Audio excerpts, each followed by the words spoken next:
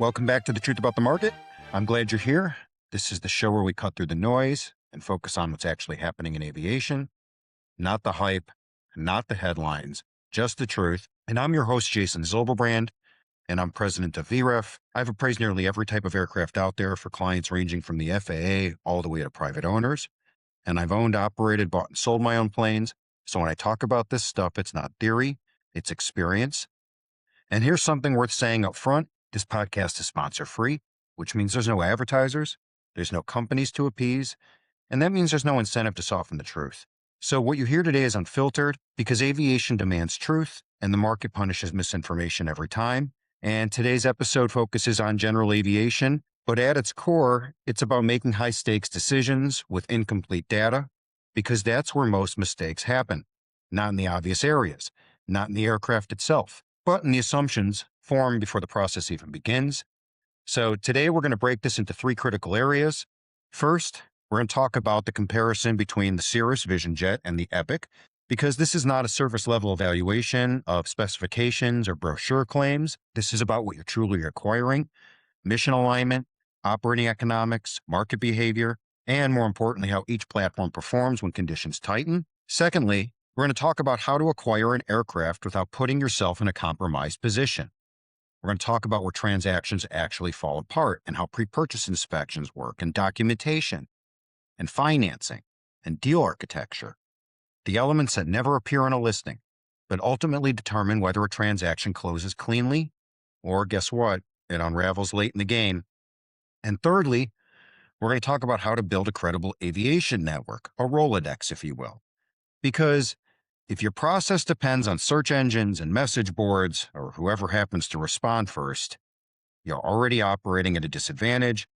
This is not a transparent marketplace, folks. It's a relationship-driven one. And the gap between a successful outcome and a costly one is rarely the asset itself. It's the people advising you, guiding you, and shaping the process behind the scenes. So let's get into it. The SF-50 versus the Epic. What are you actually buying? Let's clear something up immediately. This is not a discussion about speed or performance or power, and it's not going to be a debate, and it's definitely not about which airplane looks better on a spec sheet or maybe on a ramp for that matter. But this is about how these assets behave in the real world, operationally, financially, structurally. I see this topic come up more and more these days. A quick Facebook search will provide hours of entertainment, I promise you. So I thought it would be fun to compare the two entry-level aircraft that seem to garnish the most attention in social media, because while the Cirrus Vision Jet and the Epic E1000 appear adjacent in the market, they function in entirely different ecosystems. All right, so first up is the Vision Jet, because it's a structured platform. When you step into an SF-50, you are not just acquiring an aircraft, you guys know that. You're entering into a fully integrated framework, a culture, if you will.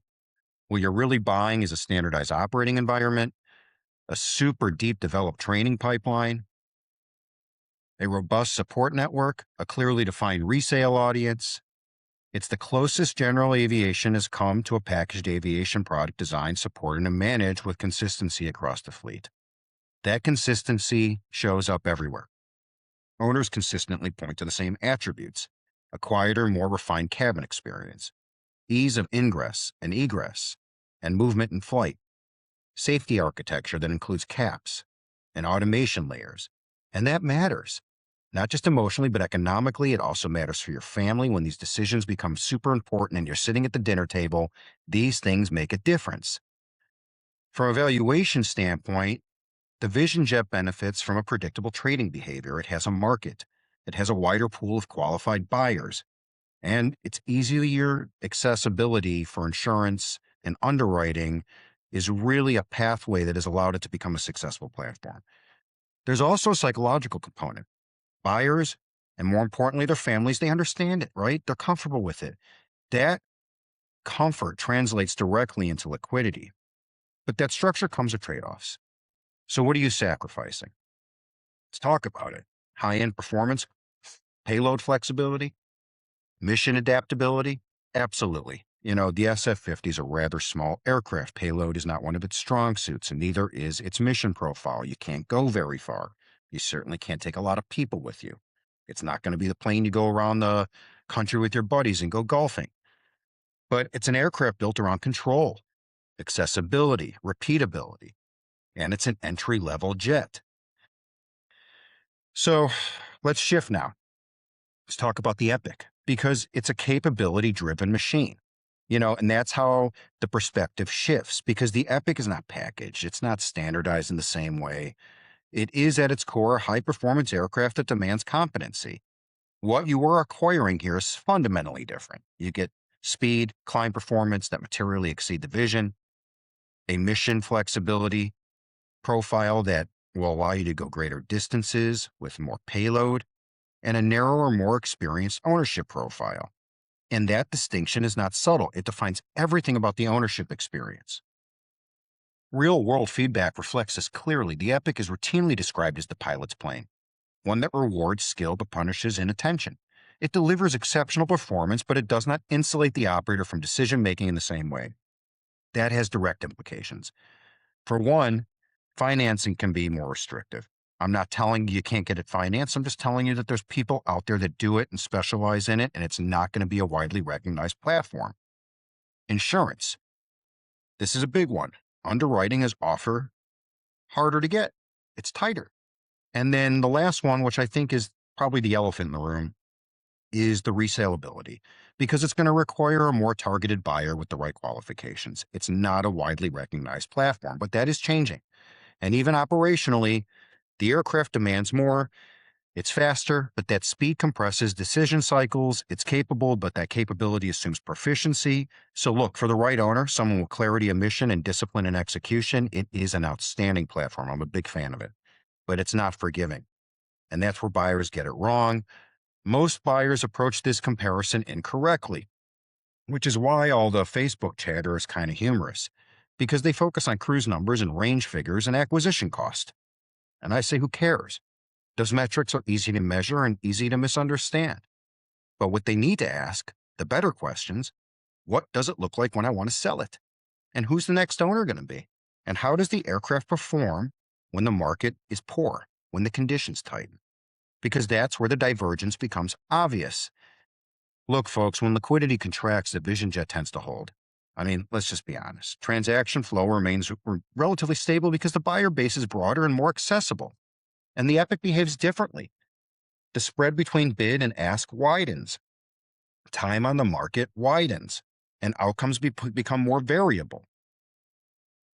Not because the airplane is inferior, but because it requires a higher level of understanding to transact.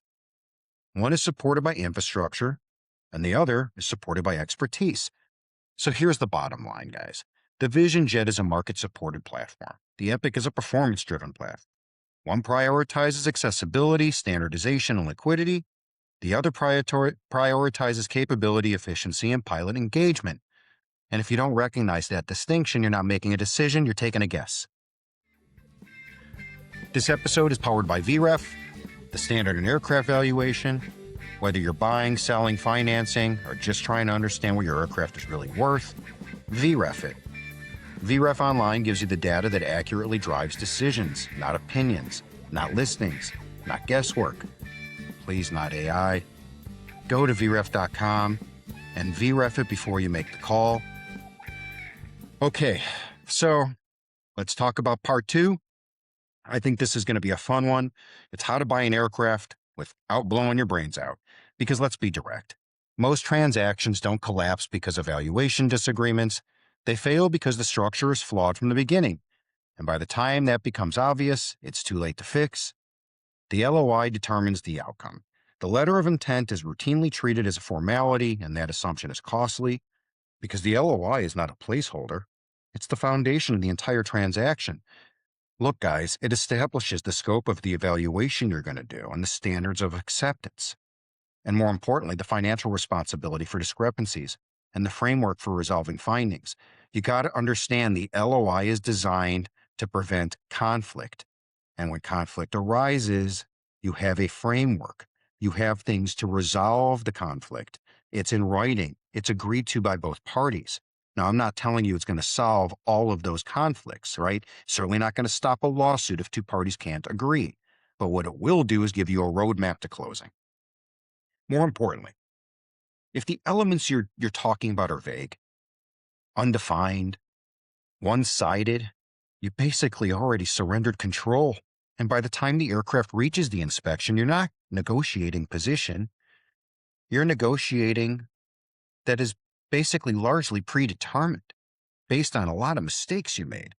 And so a well-constructed letter of intent does one thing really well. It preserves the deal while protecting your downside risk. So think about it. If that's what a good one does, then a poorly written one does just the opposite, right? It locks you into a process you no longer can control, terms that are no longer acceptable. So let's talk about the pre-buy and why it's a strategic tool, because this is where most buyers misunderstand the process. I talk about this all the time. It's a popular topic because so many of you continue to get it wrong. The inspection phase is not about fixing the airplane. It's about understanding what you're stepping into. It's a snapshot in time. And pricing that risk is the proper way to look at it, right? So at its core, a pre-buy evaluation serves two purposes. It identifies issues with the aircraft, and it also creates leverage to renegotiate what those issues cost to repair. That's it. It's pretty simple. Don't let it get out of control. It's not a substitute for scheduled maintenance. It's not an opportunity to rebuild components or talk about aesthetics. It's not a justification to clean everything up before closing. See, transactions take two to tango. And what you're buying is a snapshot in time, and what the pre-buy is telling you is what that snapshot in time looks like from a mechanical standpoint. There is no promises that tomorrow something's not going to break. And so the moment a buyer approaches the process with a repair mindset, the economics deteriorate. Why? Because now you're absorbing costs that either shouldn't be reflected in the purchase price or should remain with the seller.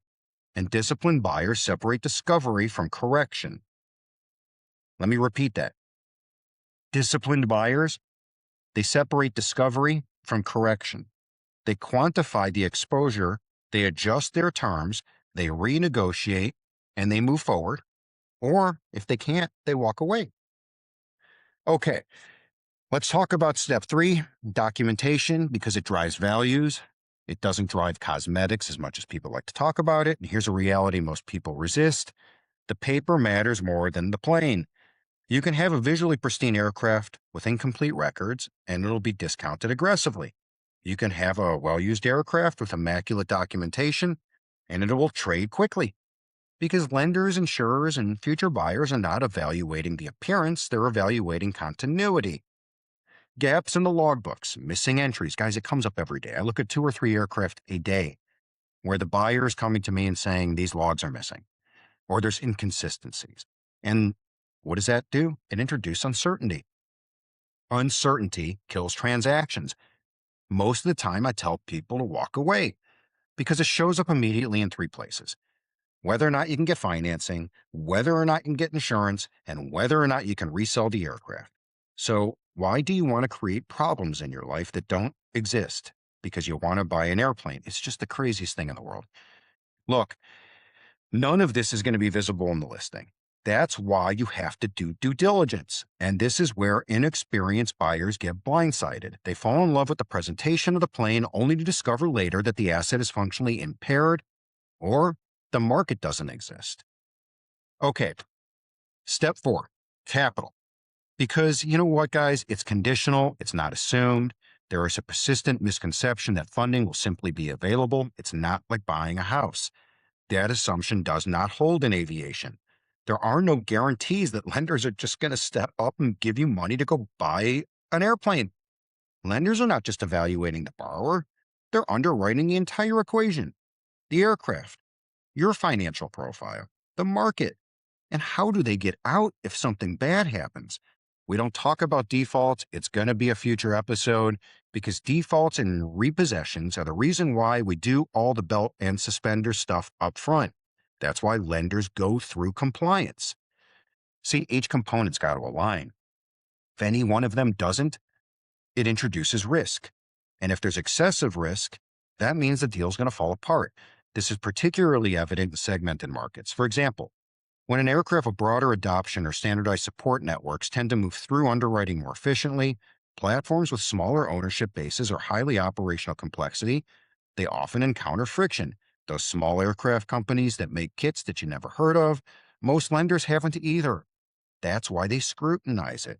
So if it's not one of the big name brands, it gets really difficult to build a network. And we're going to talk about that. So aircraft with deeper buyer pools tend to exhibit shorter marketing cycles, right? Makes sense.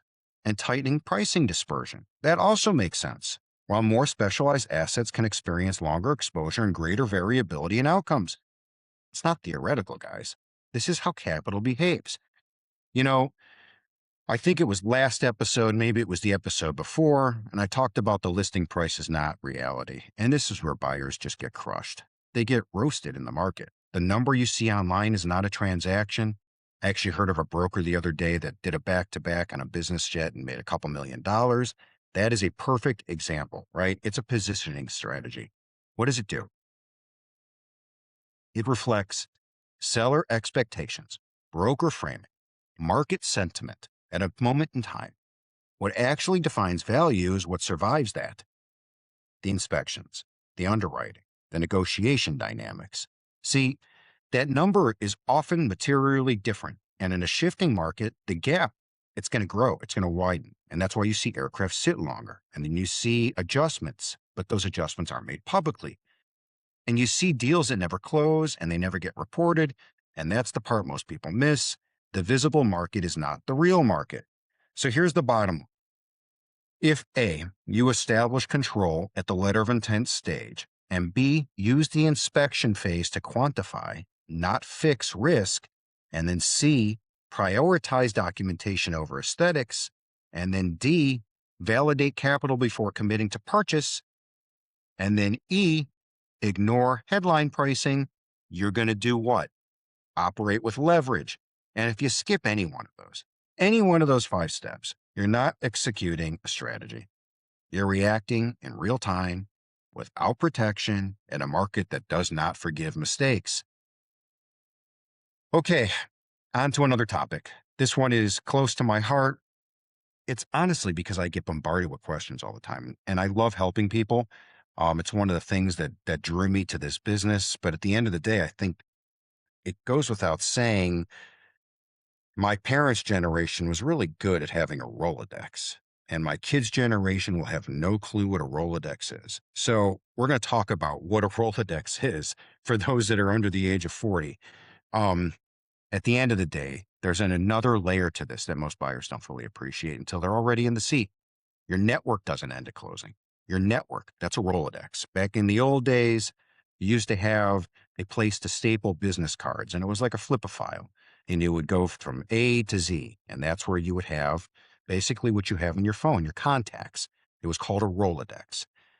So what you need to do when you buy an airplane is you need to build your Rolodex, because your network, it's not going to end at closing. That's when it becomes operational. This is the most important transition. See, the aircraft you choose determines the support you require. Not all aircraft exist with the same ecosystem, right? Some are backed by deep infrastructure. There's plenty of mechanics that can fix it. There's training, there's service centers, there's consistent parts availability. And then unfortunately, there's others that are not like that. And they're very fragmented. And when I say that, I mean tongue in cheek. I see people all the time trying to find mechanics locally for older aircraft, especially, or specialized aircraft. They can't find technicians. There is no lead time. That's how long it is. And a narrower pool of people who truly understand the platform, so troubleshooting is out the window. So what happens? It gets really expensive to operate. And the distinction becomes very real the moment something doesn't go according to plan. Because when everything is working, ownership is a breeze. That's when you can feel confident about buying an aircraft and owning it. But when it's not, that's when your preparation is tested, because the question is no longer, what the hell did I do? It becomes, who the hell can I rely on? Who's going to answer the phone? Who has the authority to solve any of these issues, not just fix it or diagnose it? That's not something you want to figure out on a transient ramp hundreds of miles away from home. So let's break it down. Geography is an underestimated risk variable, especially for new buyers. Most buyers evaluate performance in terms of speed, range, payload, and that's it. But very few think about service density. But when you operate an airplane, it's important because some regions are rich with experienced maintenance providers and some are not. And some are going to have access to parts and some are very thin with limited support, limited expertise, and limited options when something breaks. And remember, Murphy's Law follows aviation to a T.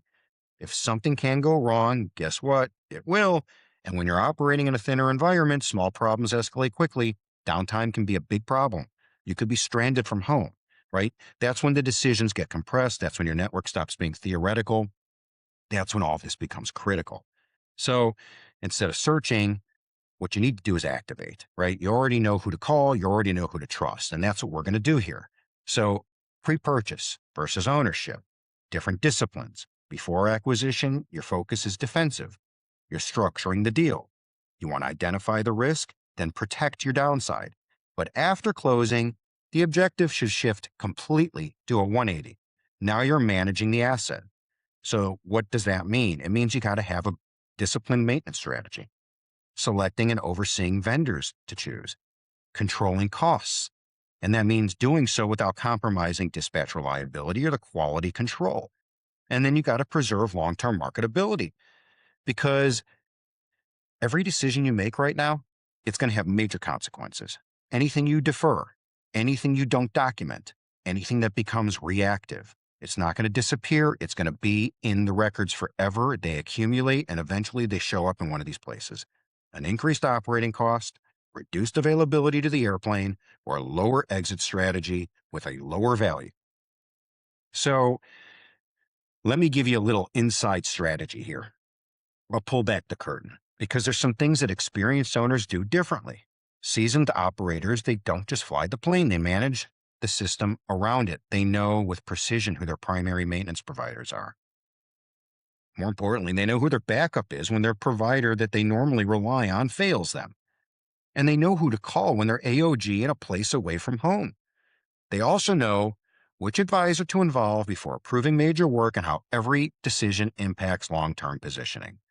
They also maintain something simple but incredibly effective, a physical laminated contact sheet, and they keep it inside the airplane, not buried in a phone, not dependent on a signal or GPS, but a hard physical copy.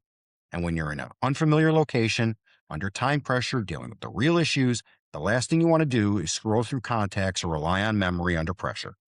The sheet should include primary and secondary maintenance contacts, AOG response providers, parts suppliers, your insurance broker, your lender, trusted advisors who you can contact, maybe even your CPA. It sounds basic, but look, in practice, it's one of the most valuable tools you can have. You got to leverage owner communities, guys, but you got to also use them correctly. And this is something that I think is so overlooked, especially in piston and owner flown segments. Owner groups, these communities, I can't even tell you how valuable they are when they are used properly, right?